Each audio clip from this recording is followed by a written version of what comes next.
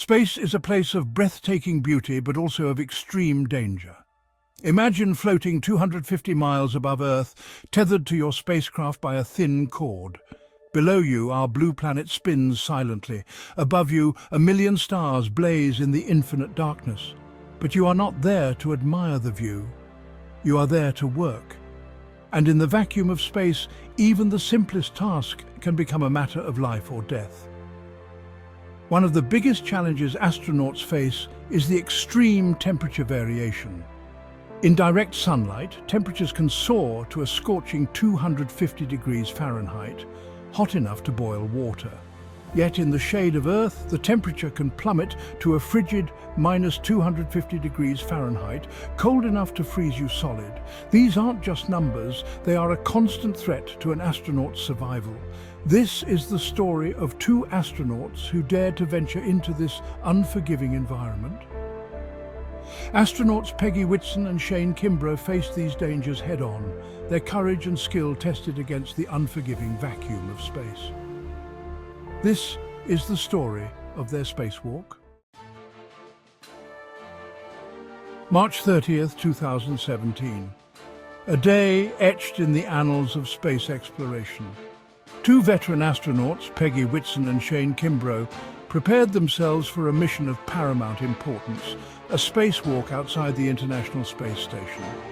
Their objective to perform vital maintenance and upgrades on the station that serves as humanity's outpost in the cosmos. Peggy Whitson, a record-breaking astronaut with multiple space flights under her belt, exuded an aura of quiet confidence. Her experience in space was unparalleled, a testament to her dedication and expertise. Beside her, Shane Kimbrough, a seasoned astronaut himself, radiated a calm focus. Together, they formed a formidable team, ready to tackle the challenges that lay ahead. Their mission was not for the faint of heart. The tasks at hand were intricate, demanding precision and unwavering concentration in the hazardous environment of space. But Peggy and Shane were not deterred. They had trained relentlessly for this moment, their every movement honed to perfection in countless hours of simulations. Imagine stepping outside your spacecraft and into the abyss. The first thing you'd notice is the lack of air. The vacuum of space is a deadly environment, and the only thing standing between an astronaut and certain death is their spacesuit. This remarkable piece of engineering serves as a personal spacecraft, providing breathable air, regulating temperature, and shielding against the dangers lurking in the void. The spacesuit is a marvel of modern technology. It's essentially a miniature spacecraft equipped with everything an astronaut needs to survive in the harsh environment of space. It provides oxygen to breathe, removes carbon dioxide, and regulates temperature to protect against the extreme heat and cold. And of course, it's strong enough to withstand the impact of micrometeoroids, tiny pieces of space debris that travel at incredibly high speeds. But even with the protection of a spacesuit, spacewalks are inherently dangerous. One wrong move, one equipment malfunction, and the consequences can be catastrophic. Yet astronauts like Peggy and Shane routinely face these risks, pushing the boundaries of human exploration with each courageous step they take outside their spacecraft. Their first task was perhaps the most crucial: reconnecting a data and power cable to the station's robotic arm. This arm, known as Canadarm2, is essential for a multitude of tasks, from capturing arriving spacecraft to assisting astronauts during spacewalks. Without the cable, the arm would be rendered useless, severely impacting the station's operational capabilities. Peggy and Shane maneuvered themselves with practiced ease, their bulky spacesuits hindering their movements but not their determination. They understood the gravity of their task. The robotic arm was vital to the station's operation, its reach extending like a lifeline to visiting spacecraft and essential equipment. Every bolt tightened, every connection secured, brought them one step closer to restoring the arm to its full functionality. The cable, a thick bundle of wires and connectors, snaked its way along the station's exterior. With meticulous care, they guided the cable into place, their gloved fingers working diligently to align the connectors perfectly. Time seemed to slow down as they focused on their task, the vastness of space fading into the background as their attention narrowed to the intricate details before them. Next on their agenda was an upgrade to the station's computer relay boxes. These boxes are vital for transmitting data and commands between the station's various systems and ground control. Upgrading them would ensure smoother operations and prevent potential communication glitches, a critical consideration when orbiting hundreds of miles above Earth. Floating effortlessly in the microgravity environment, Peggy and Shane worked in tandem, their movements synchronized as they replaced the outdated boxes with newer, more advanced models. Each box, about the size of a briefcase, housed a complex network of circuits and connections, a testament to the ingenuity of the engineers who designed them. Time was of the essence, as always in space.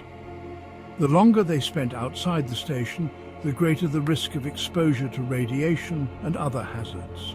Yet, they refused to rush, knowing that even a minor mistake could have significant consequences. Their movements were deliberate, their focus unwavering as they methodically carried out their assigned tasks. Their final task was to install protective shields on the station's exterior. These shields, made of a durable, lightweight material, would act as a first line of defense against the constant bombardment of micrometeoroids and orbital debris.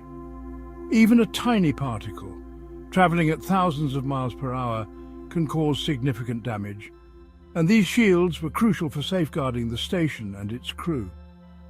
The shields, resembling large metallic blankets, were carefully unfolded and attached to the station's exterior. Working in the weightlessness of space, Peggy and Shane moved with surprising grace, their bulky spacesuits seeming to become an extension of their bodies as they maneuvered the cumbersome shields into position.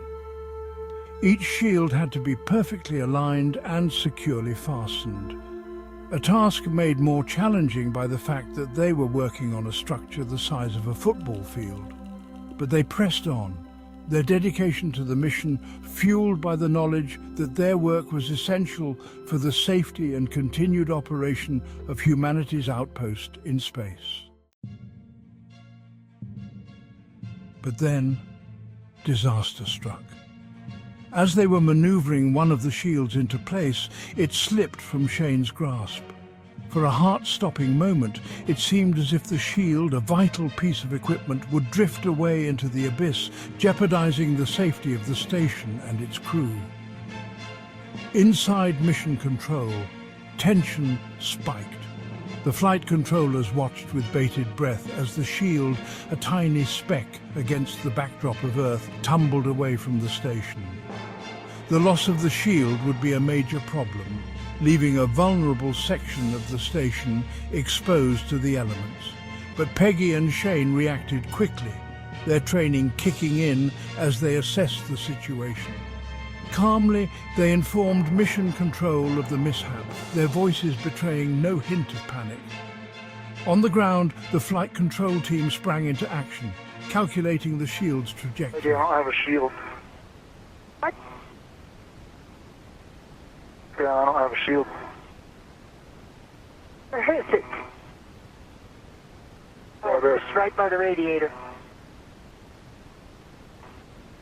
Maybe a half a foot a second, and one looks like straight beam from the radiator angle. We copy and we see it.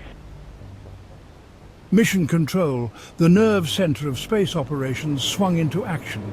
A team of brilliant minds working tirelessly behind the scenes analyzed the situation, their fingers dancing across keyboards as they crunched numbers and devised solutions. They were the unsung heroes of every space mission, their expertise and dedication ensuring the safety and success of the astronauts they supported. Communication crackled between Earth and space, a lifeline of words exchanged between those who dared to venture into the unknown and those who guided them from afar. Every word was measured, every instruction precise, a testament to the years of training and the unwavering trust between astronauts and ground control. The atmosphere in mission control was electric, a blend of tension and determination as the team worked feverishly to resolve the situation. They knew that the lives of the astronauts depended on their ability to think clearly and act decisively. The astronauts and ground control devised a plan, but there were no guarantees of success. If the shield hit the station, the consequences could be catastrophic. Using the station's thrusters, they would subtly alter the station's trajectory, hoping to bring the errant shield back within reach. It was a risky maneuver, but the alternative, leaving a section of the station unprotected, was unacceptable. The minutes stretched into an eternity as they executed the plan. The tension in mission control was palpable. The silence broken only by the hum of computers and the steady murmur of voices as the flight controllers monitored every parameter, every change in the station's position. The shield, caught in the station's weak gravitational pull, had begun to drift back towards them. Using the robotic arm, controlled remotely from within the station, they were able to grapple the errant shield and guide it back to safety. They had gotten lucky. Very lucky. A collective sigh of relief swept through the room. It was a testament to their skill, their teamwork, and their ability to remain calm under pressure. Peggy and Shane's spacewalk was a success, a testament to human ingenuity, courage, and the indomitable spirit of exploration.